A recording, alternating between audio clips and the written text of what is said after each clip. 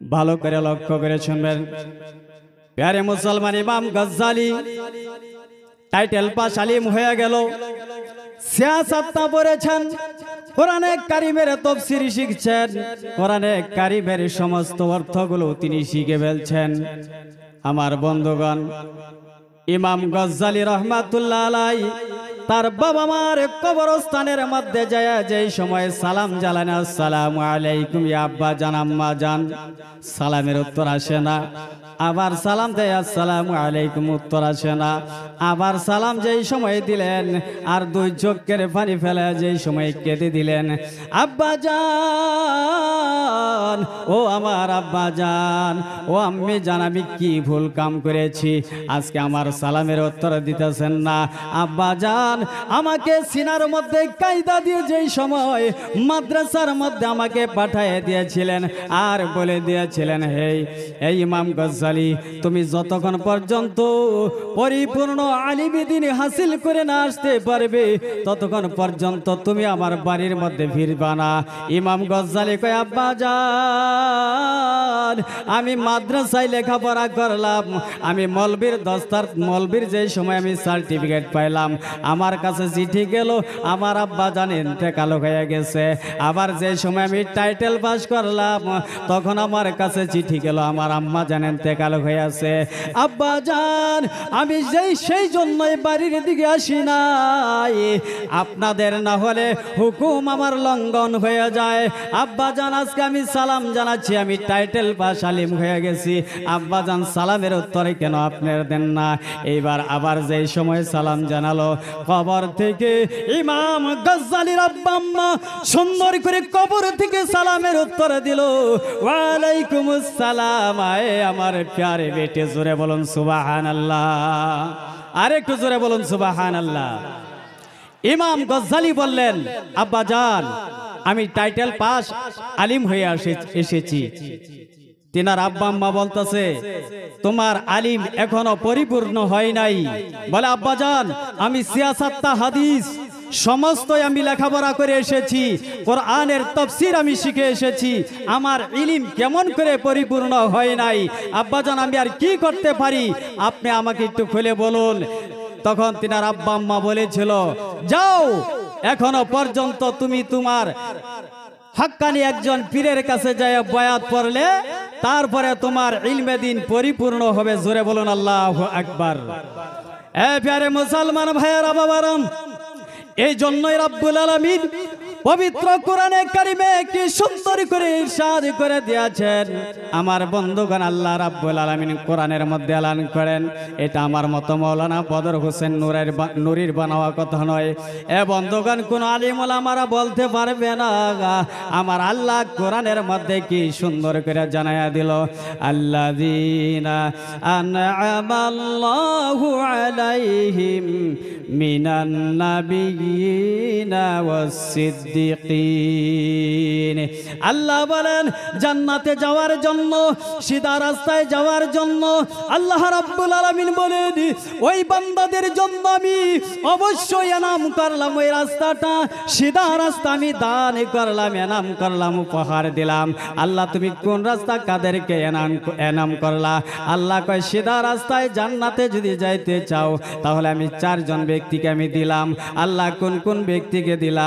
আল্লাহ আমার কোরআনে জানায়া দিল, আল্লাযীনা আন'আমাল্লাহু আলাইহিম মিনান নাবিয়্যিনা ওয়াস-সিদ্দীকিন।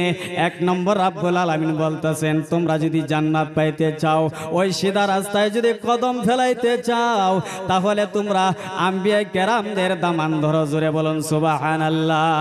কারণ আমি আল্লাহ রাব্বুল আলামিন আম্বিয়াদের জন্য ওই রাস্তায় এনাম করেছি, দুই নম্বর রাস্তায় এনাম করেছি সিদ্দিকিন, আর তিন নম্বর রাস্তা আমি এনাম করেছি শুহাদা, চার নম্বর রাস্তায় এনাম করলাম ওদেরকেই আল্লাহ বলেন সলিহিন। সলিহিন শব্দের অর্থ হলো আল্লাহর আউলিয়ায়ে কেরাম। জোরে বলুন সুবহানাল্লাহ, আরেকটু জোরে বলুন সুবহানাল্লাহ। আমরা সেই আল্লাহর আউলিয়াদের দামান আমরা ধরতে চাই কি চাই না? জোরে বলুন, চাই কি চাই না? অনেকে বলে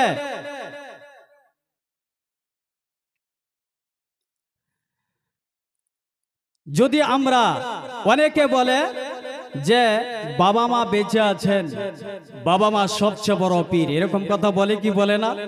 জোরে বলেন, বলে কি বলে না? বলে। প্যারে মুসলমান, অনেকে বলে যে মুরিদ হওয়ার কোনো দরকার নাই, এই জামানায় পীরের কোনো দরকার নাই। কোরআনে কারীম খুলে দেখুন, রব্বুল আলামিন ইরশাদ করেছেন যে অবশ্যই আল্লাহ রাব্বুল আলামিনের নৈকট্য হাসিল করতে হইলে, আল্লাহকে পাইতে চাইলে অবশ্যই উসিলার দরকার আছে। জোরে বলুন ঠিক কিনা? জোরে বলুন ঠিক কিনা? এ প্যারে মুসলমান, উসিলা ছাড়া জান্নাত পাওয়ার কোনো ক্ষমতা নাই। কারণ কি জানেন হে জগতের মানুষ? এই জন্যই রব্বুল আলামিন বলেছেন, আলা ইন্না আউলিয়া আল্লাহি লা খাউফুন আলাইহিম ওয়া লা হুম ইয়াহজানুন। জোরে বলুন আল্লাহু আকবার। হে প্যারে মুসলমান, আপনার বাড়িতে আমি দমকলে পানি আনতে গেলে, আপনার কাছ থেকে যদি আমি দমকল থেকে যদি পানি আনতে যাই, 10 বালতি পানি আনলে আপনি কি তার বিনিময়ে পয়সা নিবেন? নিবেন কি? জোরে বলেন, নিবেন কি? নিবেন না। পুকুরি যদি, আপনার পুকুরি যদি আমি পানি আনতে যাই, আপনার সেই পুকুরি থেকে আমি 10 বালতি পানি আনিয়েছি, আপনি কি তার বিনিময়ে পয়সা নিবেন? নিবেন না। প্যারে মুসলমান, এইটার নামও পানি, দমকল থেকে যেটা বের হয় ওর নামও পানি, পুকুরি যেই পানি আছে ওর নামও পানি, নদী যেই পানি আছে ওর নামও পানি। আবার সেই পানি, প্যারে মুসলমান, যেই পানি আনতে গেলে আপনি বিনিময় দিবেন না, টাকা নিবেন না। আবার এমন পানি রয়েছে যেই পানি আনতে গেলে আপনি টাকা ছাড়া দিতে পারেন না। জোরে বলুন ঠিক কিনা? দোকানে যদি আধা লিটার পানি আনতে যাই, পয়সা ছাড়া দিবে কি? তাহলে পানি পানি দুইটার নাম পানি। এক পানি আনতে গেলে পয়সা নেই, আরেক পানি আনতে গেলে পয়সা নেই না। তাহলে এইখানে বোঝা যাবে আমরাও মানুষ, আল্লাহর আউলিয়ারাও মানুষ। এই জন্যই বলা হচ্ছে সাধারণ মানুষের সঙ্গে আল্লাহর ওলিদের কোনো তুলনা হয় না। জোরে বলুন ঠিক কিনা? জোরে বলুন ঠিক কিনা? এই জন্যই আহলে সুন্নাত ওয়াল জামাতের লোক ওলি আউলিয়াদের কাছে মদদ চাই, সহায় চাই। জোরে বলুন ঠিক কিনা? আমরা কি সুন্দর করে বলবো, আল মাদাদ ইয়া গাউস আব্দুল কাদের জিলানী, আল মাদাদ ইয়া গাউস আব্দুল কাদের জিলানী। বলতে পারেন কি পারেন না? জোরে বলেন তো দেখি। আল মাদাদ ইয়া গাউস আব্দুল কাদের জিলানী, আল মাদাদ ইয়া গাউস আব্দুল কাদের জিলানী। আবু সালেহ মুসা জঙ্গি, উম্মুল খাইর ফাতিমা, উম্মুল খাইর ফাতিমা, যাদের উপর ঝরত খোদার আরশ হতে করুণা, আরশ হতে করুণা। সেই করুণায় ধরা দিল, সেই করুণায় ধরা দিল ওলি কুল শিরোমণি। আল মাদাদ ইয়া গাউস আব্দুল কাদের জিলানী, আল মাদাদ ইয়া গাউস আব্দুল কাদের জিলানী। জোরে বলুন ঠিক কিনা? এ প্যারে মুসলমান, আমি আপনাদেরকে বলতে চাই, আহলে সুন্নাত ওয়াল জামাত, এই আহলে সুন্নাত ওয়াল জামাতের লোকগুলো কেন পীরের কাছে বয়াত হয়, কেন খলিফাদের হাতের সঙ্গে হাত দিয়ে মুরিদ হয়? এ জগতের মানুষ, অনেক ব্যক্তিরা রয়েছেন যারা বলে পীরের কাছে সহায় চাওয়া জায়েজ নাই। এ জগতের মানুষ, আমি তোমাদেরকে বলতে চাই, পীরের কাছে কোনো বস্তু চাইলে যদি শিরিক হয়ে যায়, সব বস্তু আল্লাহ তাআলার দরবারে চাইতে হয়। আল্লাহর বাহিরে কোনো ব্যক্তির কাছে কোনো বস্তু চাইলে শিরিক হয়ে যায়।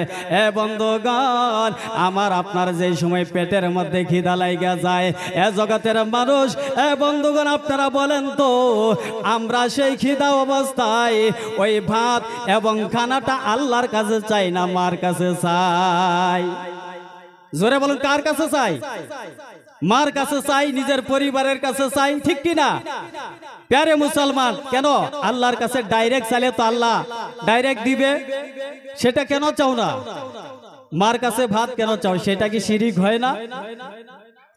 এ প্যারে মুসলমান, শুধু তাই না, আহলে সুন্নাত ওয়াল জামাতের লোকে বলে ইয়া আলী মুশকিল কুশা, মুশকিল কুশা। এ জগতের মানুষ ভালো করে লক্ষ্য করে শুনবেন, ইয়া আলী